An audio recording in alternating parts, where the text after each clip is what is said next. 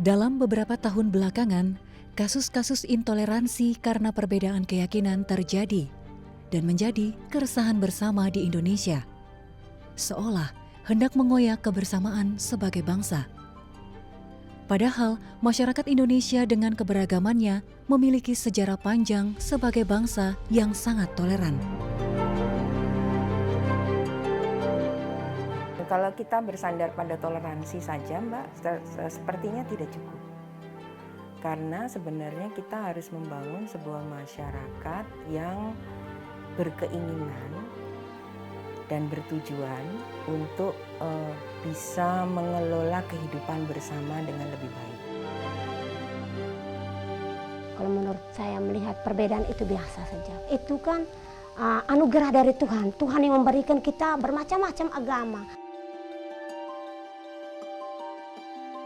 Kita hidup bermasyarakat ini janganlah suka membeda-bedakan, apalagi tentang agama sangat sensitif sekali. Mari kita bersama-sama untuk menjaganya, mempertahankan kerukunan yang sudah selama ini kita jalin.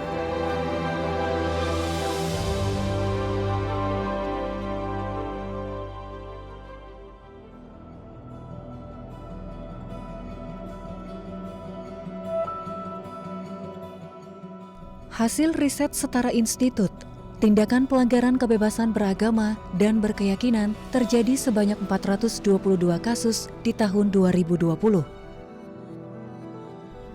Tindakan ini banyak dilakukan oleh aktor non-negara seperti kelompok warga, individu, dan ormas keagamaan.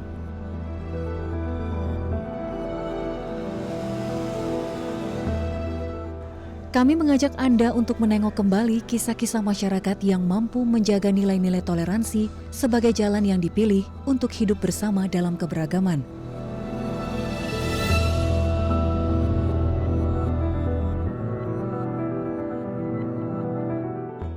Kita mulai dari Kabupaten Ende, Nusa Tenggara Timur, sebagai kota yang pernah menjadi tempat pengasingan Presiden pertama RI, Soekarno. Kondisi alam dan masyarakat yang plural menginspirasi sang proklamator dalam melahirkan ideologi bangsa, Pancasila. Di Kecamatan Dona, Ende, Nusa Tenggara Timur, terdapat sebuah tradisi unik, yakni memakamkan dua penganut agama berbeda dalam satu lahan. Hal ini dilakukan karena mereka masih memiliki garis keturunan yang sama. Seluruh warga sepakat untuk tidak membeda-bedakan tempat peristirahatan terakhir serta tata upacara pemakaman yang dipilih. Rukun sampai mati. Soalnya kami di kampung ini macam kami. Itu kami satu suku. Ada yang beragama Muslim, ada yang beragama Katolik. Jadi saat kubur tidak melarang antara yang Katolik kubur di situ bisa boleh dan yang ke Islam kubur di situ boleh. Soalnya tempat kuburan keluarga. Secara manusia kami terima orang itu. Kalau dipengaruhi yang tidak bagus, kami tidak terima. Kami tolak mentah-mentah, tidak mau. Kami ini soalnya hidup rukun beragama dan semua di dalam kampung ini berkeluarga. Tidak bisa memilah siapa itu Katolik, siapa itu Islam.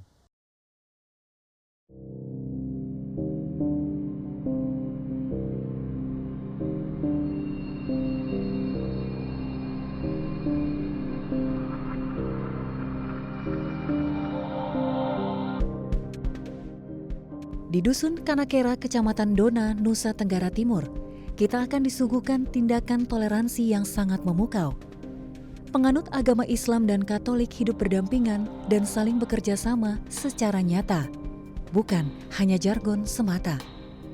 Budaya dan garis keturunan yang sama menjadi kunci terciptanya kerukunan antar umat beragama di sini.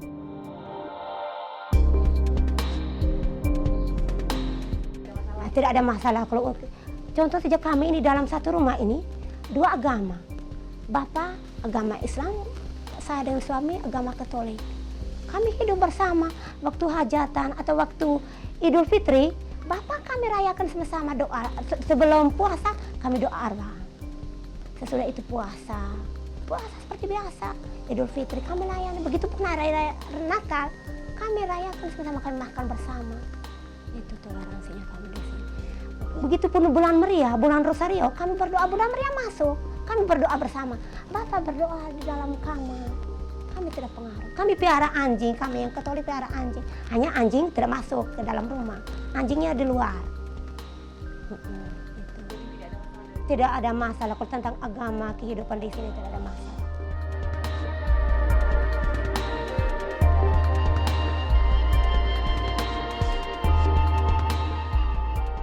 Dalam kegiatan kerja sama, kalau macam Islam ada pembangunan masjid, yang Katolik ikut dalam kegiatan itu, ikut pembentukan panitia, ikut dalam memberikan sumbangan seperti material, dan yang kedua tenaga juga. Begitupun yang Katolik, misalnya pembangunan gereja, Islam juga turut melibatkan diri dalam kegiatan pembentukan panitia, sumbangan tenaga, dengan material.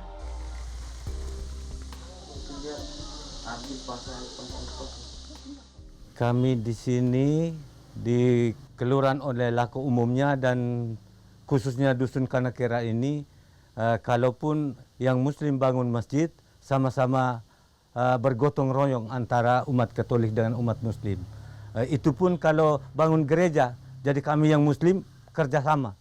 Kami di dalam dusun ini semua masih satu keturunan, masih dalam keluarga. Dan di sini belum pernah terjadi antara pro dan kontra. Saling mendukung antara kegiatan agama.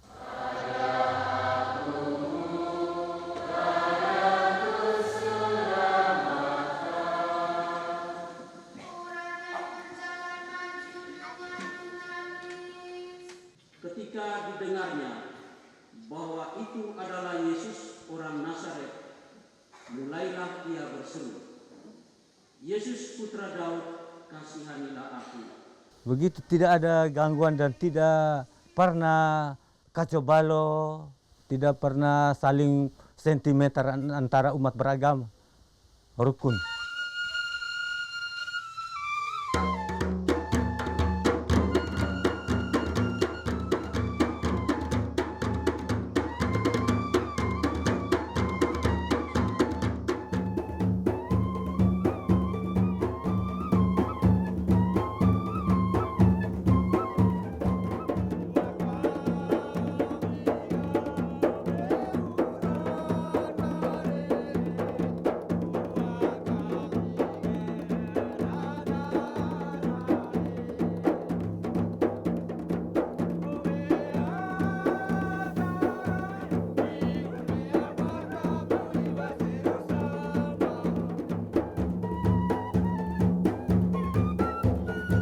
Sebelum Katolik dan Islam masuk di Nona umumnya ini, kami adakan seandainya pesta seperti biasa.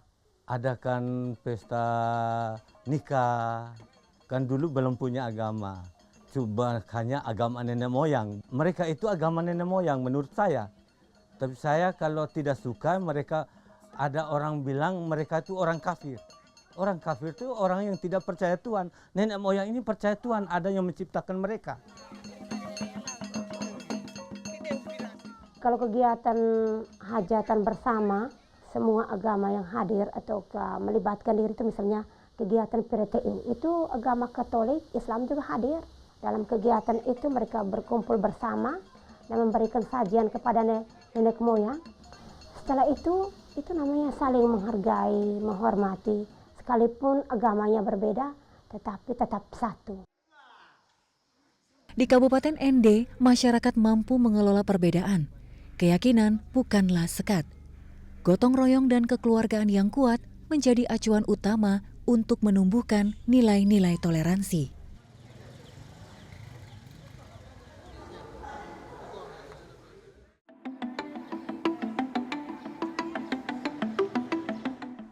Di tengah masyarakat yang lebih beragam, seperti di perkotaan, laku hidup harmonis menjadi perkara yang tidak mudah. Latar budaya, keyakinan, dan tujuan hidup yang berbeda menjadi tantangan tersendiri. Kami ajak Anda ke Kampung Tengah di Kelurahan Kramat, Jakarta Timur, untuk melihat bagaimana masyarakat di sana mampu mengelola perbedaan dengan latar yang lebih kompleks. Dua rumah ibadah yang hanya terpaut 200 meter ini adalah wujud toleransi di sana, Musola Al-Mukhlisin dan Gereja Kristen Pasundan. Meski berdekatan, aktivitas ibadah di antara umat Muslim dan Nasrani dapat berjalan damai dan tentram, tanpa ada rasa terganggu di antara kedua belah pihak.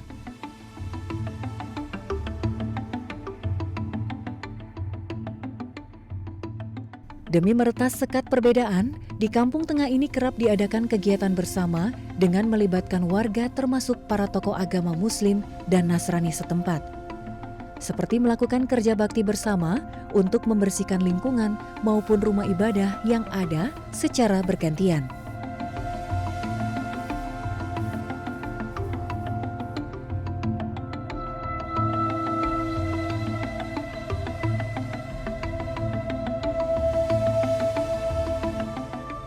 Selain itu, tak jarang pula mereka saling memanfaatkan fasilitas rumah ibadah untuk kepentingan warga. Mulai dari aula gereja Pasundan yang digunakan untuk kegiatan senam warga. Demikian pula musola yang juga kerap digunakan untuk kegiatan Sabtu Ceria bagi anak-anak Kampung Tengah.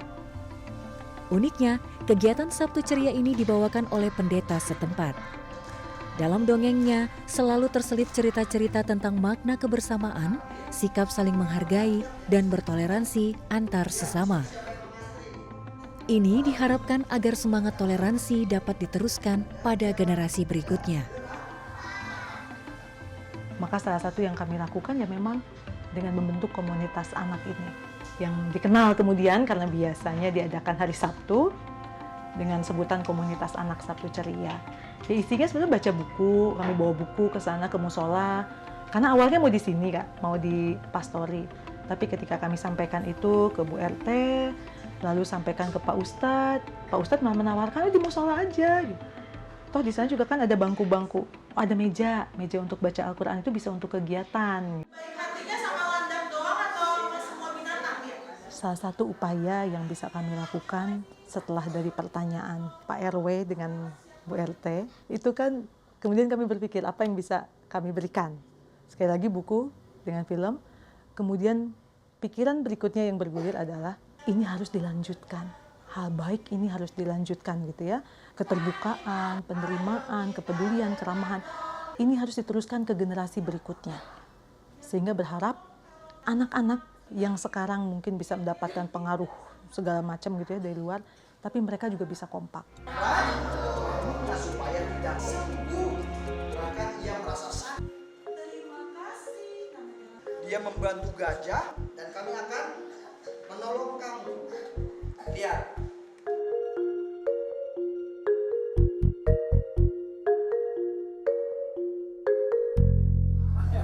Dua kali gak apa-apa.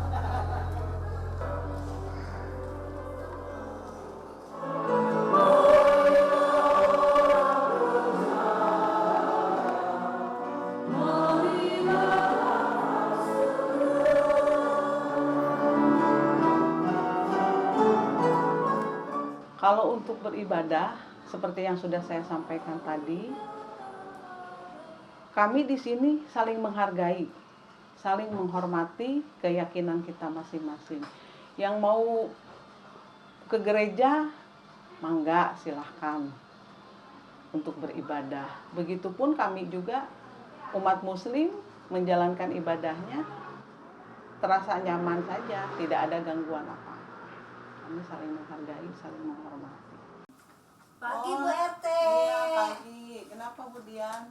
Ini mau bikin surat pengantar. Oh iya. Kami juga selaku ketua RT memang tidak boleh ada perbedaan di dalamnya. Kami setiap momen-momen seperti perayaan Natal dan Tahun Baru di gereja, arisan ibu-ibu PKK di RT, pada saat hari ulang tahun kemerdekaan sebagai pembina upacara, kami selalu menyampaikan kepada warga agar selalu menjaga kerukunan kebersamaan yang sudah terjalin selama ini. Janganlah sampai tergoyah oleh orang-orang yang akan memecah belah, oleh orang-orang yang tidak bertanggung jawab yang akan memecah belah kerukunan kita ini. Kita harus pertahankan betul kerukunan ini.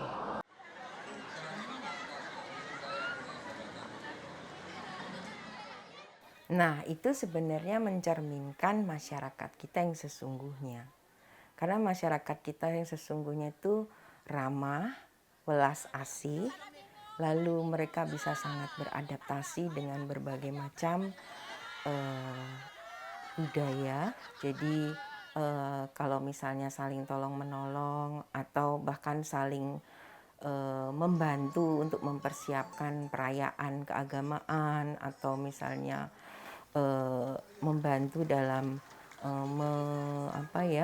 mempersiapkan berbagai macam kebutuhan-kebutuhan terkait dengan kebutuhan kelompok, etnik, antar suku dan lain-lain, itu sudah biasa di Indonesia itu sebenarnya.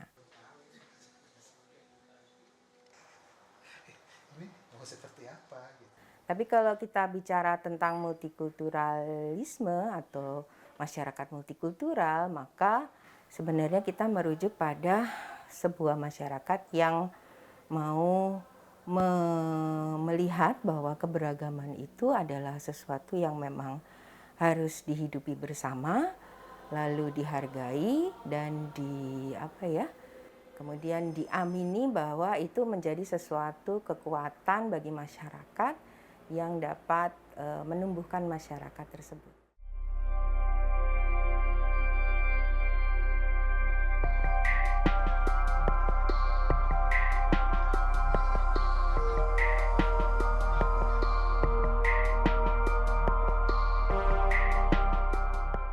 Ini adalah Kampung Bhinneka, berada di wilayah sebelah timur Pelabuhan Tanjung Priuk, Cilincing, Jakarta Utara. Kampung ini juga menggambarkan miniatur keberagaman Indonesia. 4 rumah ibadah berdiri berdampingan di wilayah ini.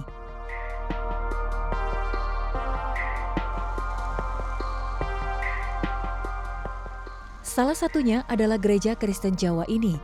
Dengan memadukan budaya-budaya Jawa dalam setiap kegiatan ibadahnya, gereja ini menjadi gereja akulturasi yang cukup unik dan bersejarah di kawasan ini.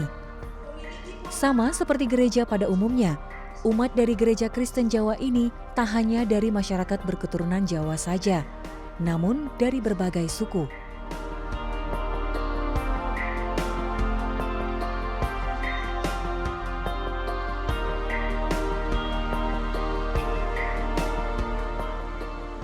Di sudut lain di Kampung Bhinneka ini, terdapat juga Vihara Lalita Vistara, Pura Sagara, dan Masjid Al-Alam. Kebebasan dalam menyelenggarakan kegiatan keagamaan di wilayah ini begitu terjaga. Hal ini terlihat dari masyarakat di Kelurahan Cilincing yang mampu hidup berdampingan walau berbeda namun tetap saling membantu dan menghormati satu sama lain.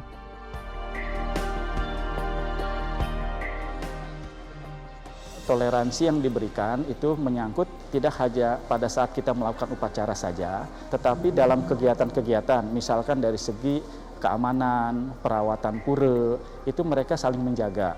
Bila mana ada kegiatan-kegiatan yang terkait dengan kita kerja bakti, warga sekitar pun kadang suka membantu. Selama kami menjalankan ibadah di Pura Segara DKI Jakarta ini, kami selama ini tidak mengalami kesulitan, masalah, ataupun hambatan.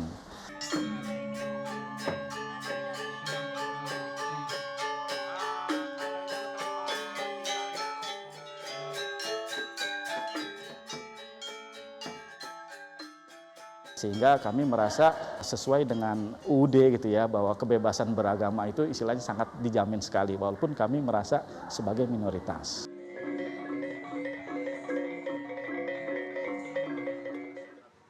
Keberagaman itu kan tidak melihat minoritas mayoritas. Selama masing-masing penganut agama melaksanakan persembayangan atau kegiatan keagamaannya, itu tidak saling mengganggu dan mereka saling bertoleransi. Memang di sini kan selain ada masjid, ada gereja, ada pura, ada kelenteng, ada vihara, ya dalam radius seperti itu kita tidak ada ketersinggungan, tidak ada gangguan dan saling toleransi. Bahwa pada nantinya Yesus akan menderita sengsara. Terus seperti apa yang dilakukan? Bermasyarakat bagaimana? Sejak saya tinggal di sini tidak ada, ya, aman-aman saja. Persoalan yang muncul di sini itu adalah persoalan kriminalitas jalanan biasanya. Karena tingkat penduduk masyarakat di sini itu mungkin penghasilannya rendah. BPS kan menunjukkan di sini daerah miskin gitu ya. Pemukiman padat banyak sekali. Nah, itu persoalan-persoalan kriminalitas jalanan itu yang paling banyak di sini. Tapi kalau hubungan antar umat beragama sih sejauh saya lihat tidak ada persoalan.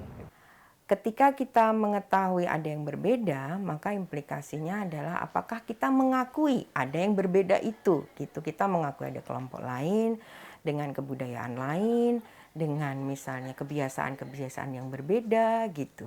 Apakah kita bisa mentolerir hal itu, gitu. Nah, jadi kalau kita bicara tentang toleransi ya realnya adalah ketika kita bisa menerima sesuatu yang tidak seperti yang kita lakukan atau seperti yang kita yakini atau seperti yang kita harapkan gitu. Dan itu memang dibutuhkan sebuah kemampuan kita dan keinginan kita juga supaya untuk bisa saling menghargai satu sama lain dan mengakui bahwa yang lain itu ada.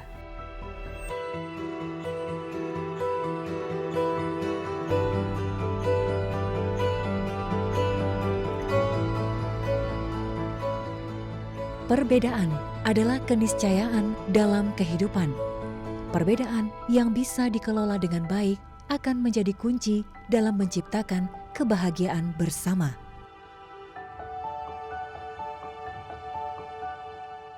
Yang paling penting adalah bahwa setiap kelompok itu merasa, kalau orang Jawa bilang tuh diuongkan atau dimanusiakan gitu ya.